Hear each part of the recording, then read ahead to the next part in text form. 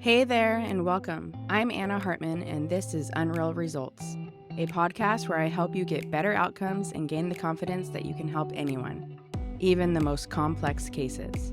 Join me as I teach about the influence of the visceral organs and the nervous system on movement, pain, and injuries, all while shifting the paradigm of what whole body assessment and treatment really looks like. I'm glad you're here. Let's dive in. Hello, and welcome to another episode of the Unreal Results podcast. I forgot my adapter for my computer. Plug in a microphone, so we're on the old school Apple headphones. This is the beauty about the editing software I use. Descript, shout out Descript. There is a studio sound edit on it, and it cleans up audio very well. So I don't doubt that it will be good, but if this episode sounds a little off from other ones, that's why. I'm traveling and thought I brought what I needed and didn't. Such is life. So, if you've been keeping up with all the podcast episodes, bless you, because I know I dropped a lot last week. I did the replays of the 2 results cheat code live calls. It was like about 3 hours of listening. And then the phenomenal episode with Dr. Nicole Cozine, which was longer than I normally would do. It's like, I think it was an hour and 20 minutes, but it was just such a great conversation. Didn't want it to end. We could have talked for even longer. So that's like 4.5 hours of podcast episodes really that dropped last week. So I will try my best to keep this rather short, though we all know that I have a hard time doing that when I say it's going to be short. So I was also kind of thinking like what I wanted to talk about, and so I'm recording this on Monday. It'll come out on Wednesday. Wednesday will be in the middle of the LTAP Level 1 online course launch or open, doors open to the public.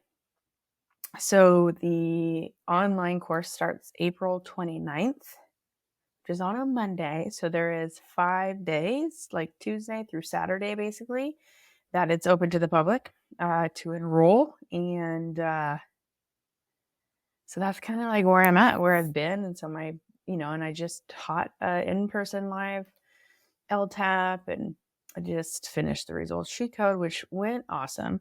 And actually, that is a little bit what I would want to talk about. It's just the nature of online courses and like free courses too. So I had 700 people sign up for this round of the results sheet code.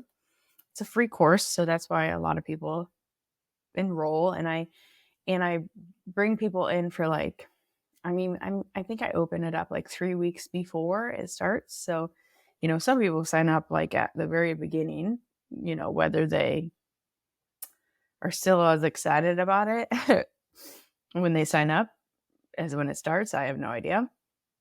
But the nature of free education like that is, I am guilty of it myself, like signing up for a free class, or even a class I'm like super interested in and it's free, or even if it costs some money and it's online, I just don't do it unless I like make a point to show up live. And so even some people are like, oh my gosh, I can't believe you had 700 people in. Well, first of all, it's not my biggest launch. It's not my biggest amount of people who have been signed up for the results sheet code. I think the last round I had like just under 990. So like almost 1,000 people. I had a lot more people come in from ads the last time. But anyways, what the challenge is getting those people to actually get in the course, engage in the course, and do the work. So I shared with my email list, not the whole list, but all the people in the course. I was like, of the 700 people who signed up, about 60 of those emails people signed up were bad emails. Like you write your email in and you have a typo, and so you don't actually ever get the course material because you typed in the wrong email address. So first lesson, make sure you pay attention to what you're doing when you're signing up for things like that. So of the 600 and like then 40 or 630, or I guess it was like 660 was the final number that was like getting emails from me. Of those amount of people, only 282 of those people actually started the course. And then of the 282 people, 190, basically 190 of them got at least 50% through the course in the week. I gave people 7 days to get through the 5-day course, 6-day course. I guess I gave 8 days. It opened on Sunday and it closed on Sunday. So 8 days. And, so 105 people actually fully 100% completed the course. So that's something to keep in mind too, is if you are the type of person that does the online courses, like kudos to you, because the majority of the people who sign up for stuff like that don't actually end up even opening it or doing it, especially with the group. And so why do I say that when I'm also trying to get people in my online course is because I actually truly don't want you in the online course if you're not going to actually do the stuff. I mean, I guess, it's your call. You can sign up and pay for whatever you want. It doesn't make a difference to me. But this work is like life-changing. It's career trajectory changing. It's paradigm shifting, like mind-blowingly, like will challenge your way of thinking and your beliefs. I believe in it so much that that's also why I'm like, man, I want people in the course that are going to do it. And I want to help people through the course. And like, my whole goal this whole week of the results cheat code was like, what are the things I can do to help people get through the course? I've changed my teaching style. I've like pulled out a lot of content in order to like keep the focus and the intent and the practicality of it really doable. And that's the same thing I do in the LTAP level 1 course. And it's just, it's like I email every day, which, on one side it's annoying to get so many emails, but on the other side, it's like, it is a good reminder to log in, that kind of thing. So, kudos to you for being the person that does the work. On top of that, as part of the reason, just a small part of the reason why I have in-person courses now is because if you're like me, you don't love online learning. But I will say what makes the course better is the online learning component and combining the two. It is so much easier to consume a lot of information online on your own timeline, even kind of in this style as a podcast, like playing some of the videos, like just in the background.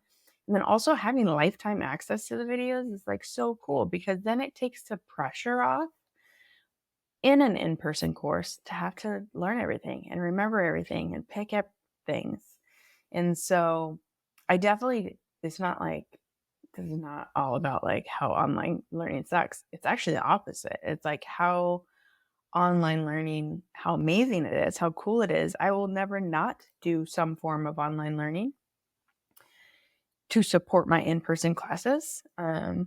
Also like just reaching so many people. But why I'm bringing it up is just, it seems super accessible. It seems really easy, but it still takes a big commitment, right? Online learning sometimes takes even more commitment than showing up to an in-person course. But that's also like getting mentored, like getting better, becoming a better clinician takes a lot of work. It's why the majority of people out there don't do it.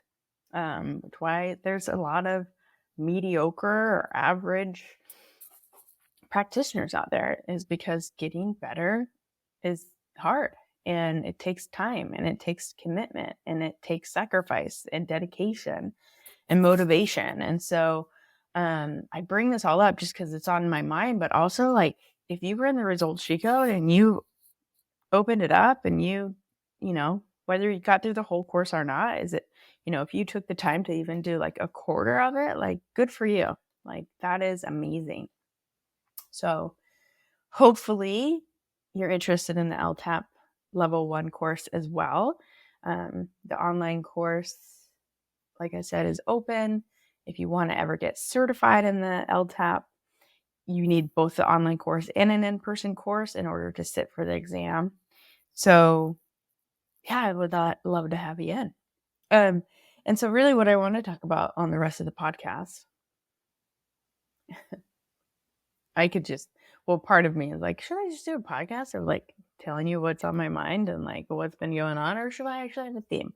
Well, I'm going to have a theme, but I'm also going to start with a little bit of what's on my mind. So as I was getting people in the results sheet code, because what we're actually going to talk about today, we are going to talk about the LTAP.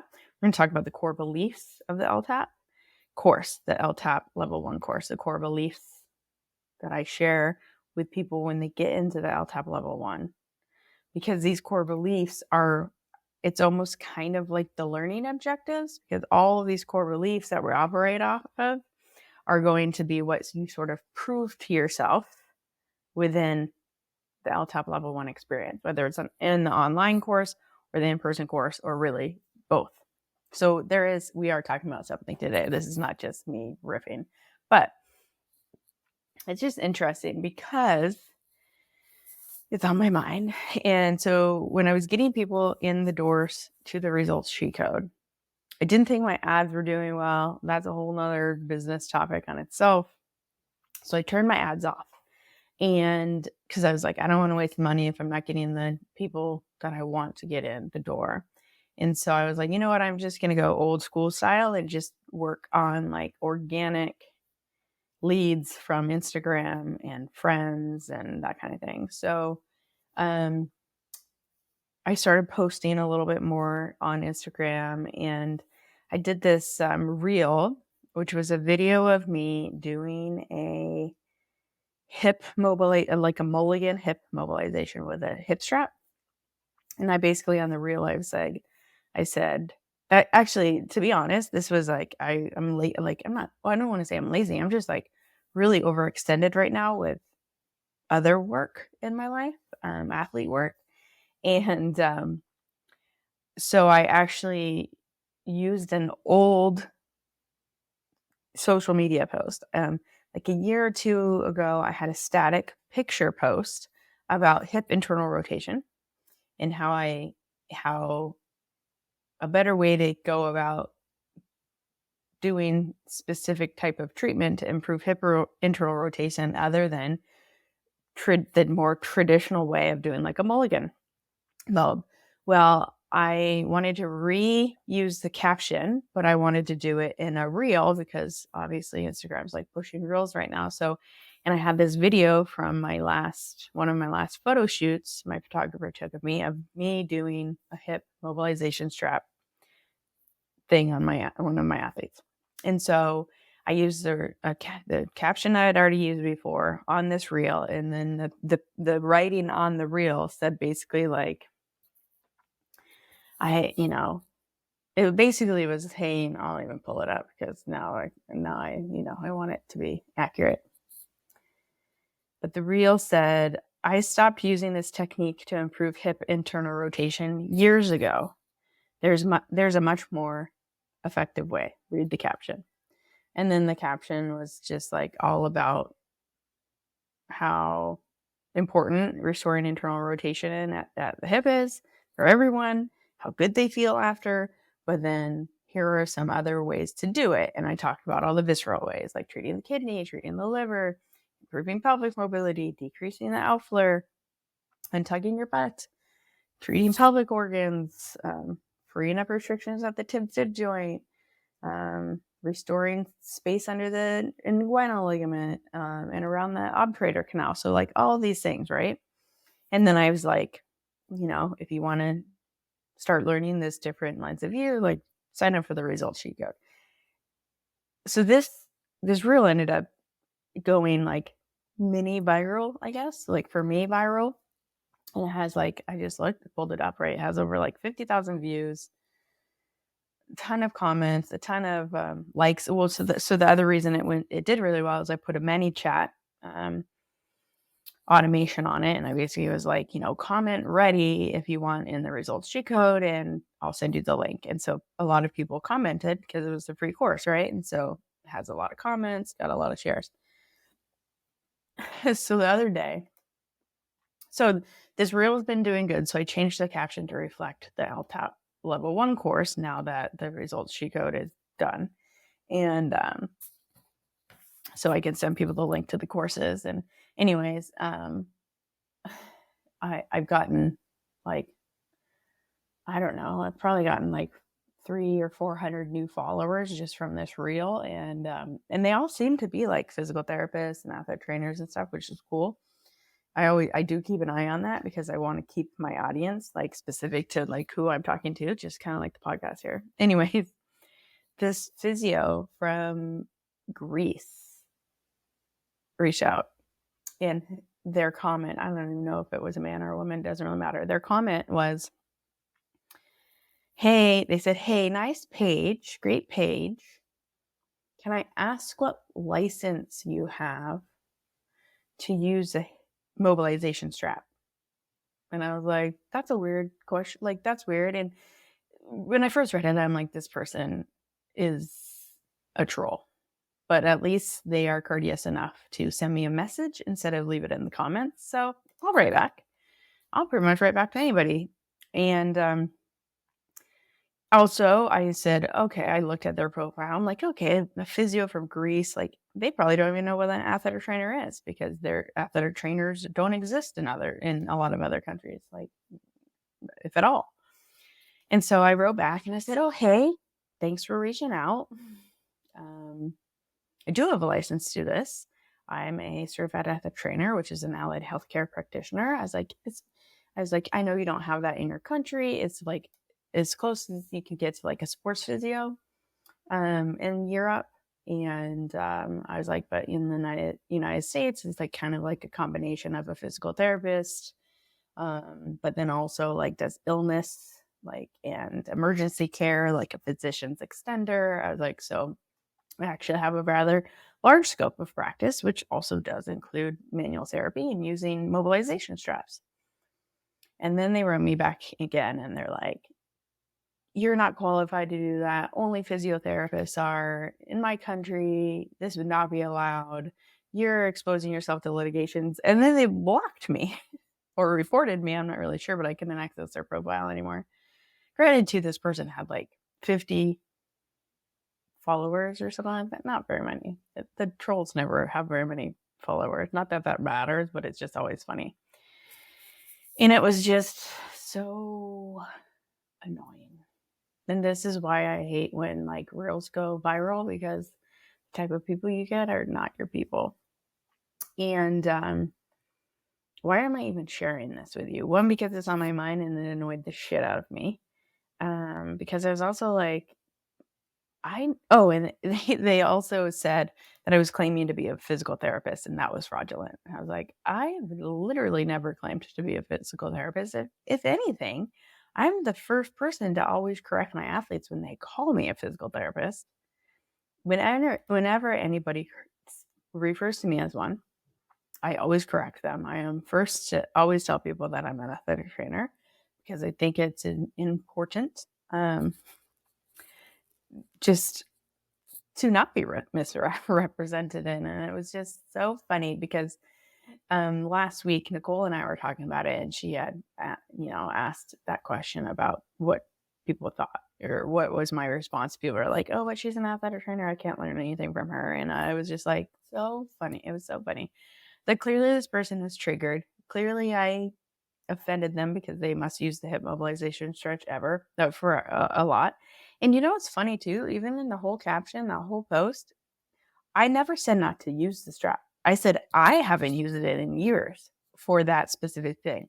I obviously still have one because I used it in the video, and I do use it for that purpose occasionally, but it's just funny what people read in too when they see things on Instagram. And then also, like, if you're not posting, you might not understand this, but it is very difficult to take a 11-second reel and make it educational and entertaining and also unique to you and your like group of people you're speaking to. And so it's like so frustrating. But anyways, I only share that with you to be like, people are wild on the internet. And if you are sharing your thoughts on the internet, first of all, please continue to. We need more of that in the world, because we need less of that person being rude in the world. So again, I don't even know why I'm sharing this other than it was on my mind and it made me laugh. Oh, and I think so sometimes when I get comments like that, especially if it's not compared, especially if I get comments like that, and then my own athletes are having injuries or dealing with something that I'm having a hard time with, or they're having a hard time with, or whatever. Man, it makes me question everything. I question myself, which is so silly. And I'm so grateful for teaching everyone in the results cheat code, because at the same time this was happening, I was getting feedback from, 100 plus people about how great the course was and what phenomenal results they were getting. Holy cow. I don't know if you saw any of the results I've posted on Instagram, but man, that's my favorite part of the week, is at the end of the week when people post their cases. Holy cow. This work is so magical, and this can help you so much, and it just really fuels me. So I guess my whole point with that is, like, I love the results cheat code. It's been a really fun week, though tiring. And the people who go through it, good for you for making the commitment and getting the results. And thank you for sharing it with me, because that really does like fuel my soul, and it fuels my passion for sharing this. And it makes it so when I interact with people like that on the internet, it makes me pay less attention to it, and it irritates me less. So I guess that's why I'm sharing it. One, because it was a good, like, it was just a story. Like, I sometimes feel like my podcast is like me talking to my friend. So there's a story I would have shared with a friend. Okay, so now here's the problem. Now it's like 20 minutes in and I haven't even talked about what I wanted to talk about. So, I mean, Joe, if you want to clip any of that out to make it shorter, use your best judgment. Use your best judgment for the people. Anyways, so the LTAP level 1, let's talk about the core beliefs. So the core beliefs of the LTAP level 1 are, number 1, or maybe not number 1, but one of the core beliefs is that the SI joint is like a great test to be a whole body test, to look at the whole body. Also, that the SI joint should move for that whole body function. And its mobility and function is influenced by every system in the body, the visceral, the neural, and the musculoskeletal. And so that's why it is a great area to use as a traffic cop. So that's the same core belief that the results cheat code was. Then the next core belief is the tool you use, the tool or technique you use for treatment, matters less than being in the right spot. So that's what it's all about, figuring out how to be in the right spot. And then the next core belief is that the more specific and precise you can be with where that spot is, the better results you'll get. And the easier it is to then pick said tool or technique. that's where your skill set comes in, of like me having a skill set of knowing visceral manipulation and neural manipulation. I can get a very precise and specific treatment technique in a very precise and specific spot. So when I can narrow down using the entire LTAP, like that the body's protecting the right bronchus, I can then do a very specific assessment and treatment on the right bronchus. But just us getting in the right bronchus, right side of the chest, and starting treatment on the right side of the chest, it might just be general cupping or general massage. It might just be a stretch. It might be regular self massage. It might just be like tapping. It could be rib mobility. Literally could be anything. Like that's going to be really good, get really good results.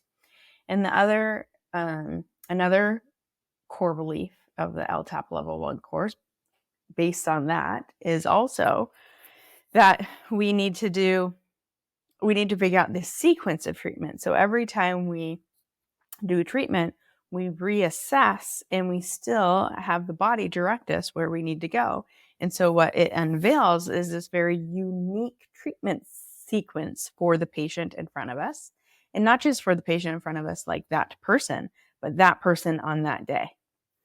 And I think that might be all the core beliefs. Oh, the other core beliefs, and I don't have it like listed in the manual. So if you've taken the LTAP level 1 already, this might be technically a new core belief because it wasn't written down, but it's always something we talked about, is like the body, we listen to the body using orthopedic tests with osteopathic principles. And in order for this to be a good test and give us information, right, to allow us to truly listen to the body, what makes a good test is something that has the ability to change. This is why the SI joint, this is why we use the SI joint as like the first LTAP test, is because the SI joint mobility test is a good test on most people. There are incidences that it's not a good test, so then we don't use it. But it's a good test because movement occurs there, but not too much. So it doesn't leave a whole lot of room for interpretation. And since there is movement there, it has the ability to change. And so we talk about this concept a lot through the courses, is like what makes a good test is something that has the ability to change. So oftentimes when we're trying to figure out what organ it is, we're challenged with finding a good test to communicate that to us. And so it's like you got to get creative sometimes in what orthopedic test you choose. And that's the other thing that is like, I think really cool, but people have a challenge with in the course, is that means you can use any orthopedic test you want with these osteopathic principles to get you to listen to the body to figure out what organ it is, or even what scar or what tattoo it is, right? And these are the inhibition tests we're talking about. So that's another one of the core beliefs. And I feel like I'm missing one. Oh, the other core belief that I'm missing, but is one we've talked about many times on the podcast. We talked about it last week. I talked about it a lot. And it's obviously a core belief of the class, is that there is an organ hierarchy that the body has. And that organ hierarchy is based on just the anatomy of how we're set up. And that's also how the LTAP is set up. It's set up in this organ hierarchy so we don't have to waste our time testing things that it's never going to be, because some organs are just more important than the others. But with this said, just because some organs are more important than the others, it's not a default, or we would just treat it first, right? So, because some people are like, well, if the central nervous system is queen, right, it's the most important thing. It makes sense. It's in the most closed container anatomically of our body. So the body is telling us that it's queen, that it's most important. Most people would be like, well, can't I just always start with central nervous system as a treatment? And I'm like, well, you could. And don't get me wrong. If you do, you're probably going to be helpful. But it would be more helpful if we just started where the body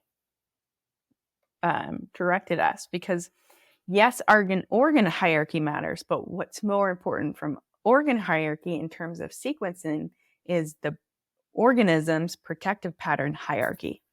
and the layers. And so this concept I speak about, and if you listen to the results sheet code replay on the podcast, you heard me talk about like this concept of like an onion. Like we basically have like all of these protection patterns, because what makes us really cool, really amazing actually, is our ability to compensate.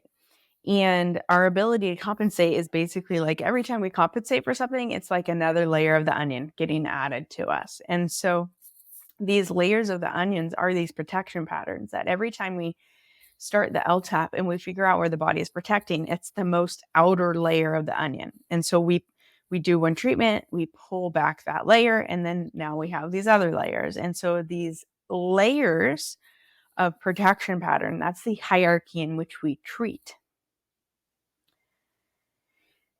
may or may not be the same as our organ hierarchy. Our organ hierarchy allows us to understand prioritization in the body and the reason for protective patterns in general, and the organization of the LTAP. So the way the LTAP tests are set up is the first test is like a traffic cop. It's a quick and dirty test to be like, the protection patterns in the viscera or the nervous system, figure out where, or the protection pattern is in the peripheral nervous system, figure out where, or there's no protection pattern at this time right now that the body is not concerned with, just do whatever you want.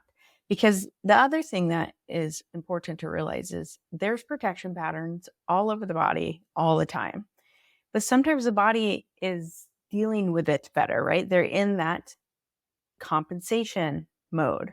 And this is another sort of like mind fuck a little bit of like this idea that compensation actually isn't bad.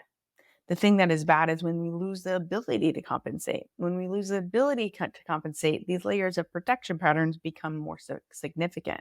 When we are able to compensate, we're like doing great.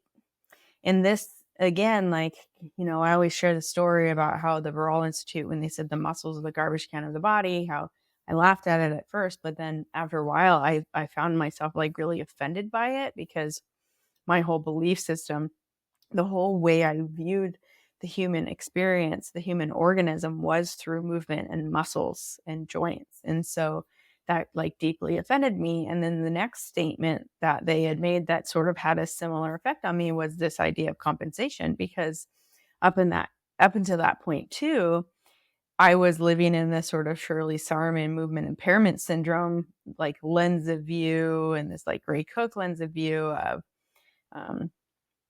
movement compensation, movement dysfunction was bad. Like that's what we taught at Exos for years.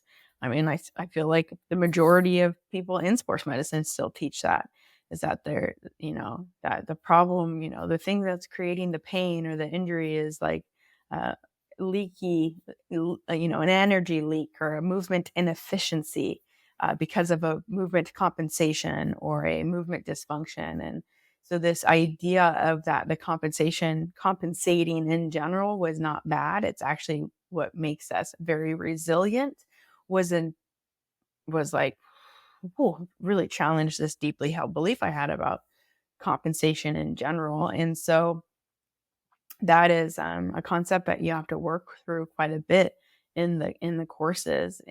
But then I realized it made really a lot of sense, because when I look at my work with professional athletes versus like the occasional like normal people I work with, and people are always asked what the difference is like between athletes and regular people. And I would say in general, the athletes have a greater capacity for compensation than non-athletes do. And they can get away with a lot. And once I kind of accepted that too, it made so much sense, because I really did used to kind of reflect back in the day of like, man, basketball players, especially when they came to see me, they are movement dysfunction real bad, a lot of them. But on the court, they move so beautifully. And also, oftentimes they're like pain, like their knee pain, their Achilles pain, their hip pain, their back pain, shoulder pain, whatever it is, whatever pain would feel better, and the movement compensation would still be there. And so I did have this internal struggle a lot of times with like, that doesn't make sense. And so when I heard that quote from John Pierre about compensation, it finally was like, oh, that makes so much sense. That makes so much sense. We have this ability, like this loss of ability to compensate. And so, this goes back to that onion kind of concept that I was talking about, is just like throughout our lifetime, we become a pretty thick onion, and that's a good thing. And sometimes through treatment, we're just, taking some layers off and making things light again or more resilient. So those are the main core beliefs of the LTAP. And I wanted to share them. And I'm sure if you've been listening to me for a while, these are not new concepts. I talk about them all the time. But I always lay that out in the first day of the LTAP courses, because it's like our standard operating procedure of our that we're using through the scientific process. And so the scientific process is like having a belief and then creating a model that tests our beliefs to see if it holds up or not.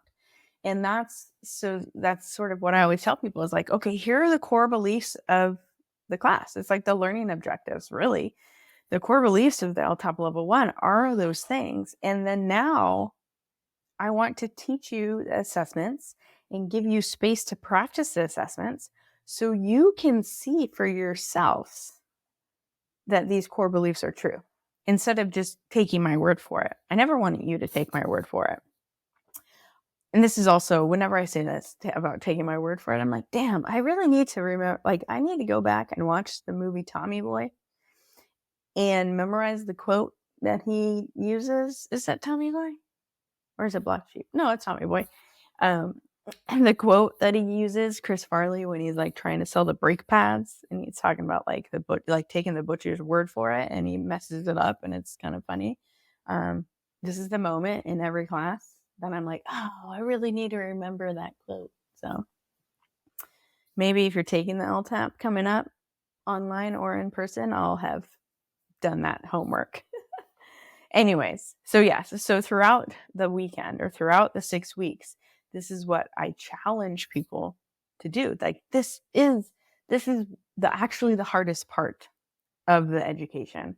It's not the exercises or the interventions. It's not the assessment. It's not even finding a good test. It's not understanding the visceral anatomy. It is the cognitive dissonance that happens when we're challenging these deeply held beliefs, and we're learning and we're seeing these core beliefs in action for ourselves, and literally having to question everything we've done up until that point.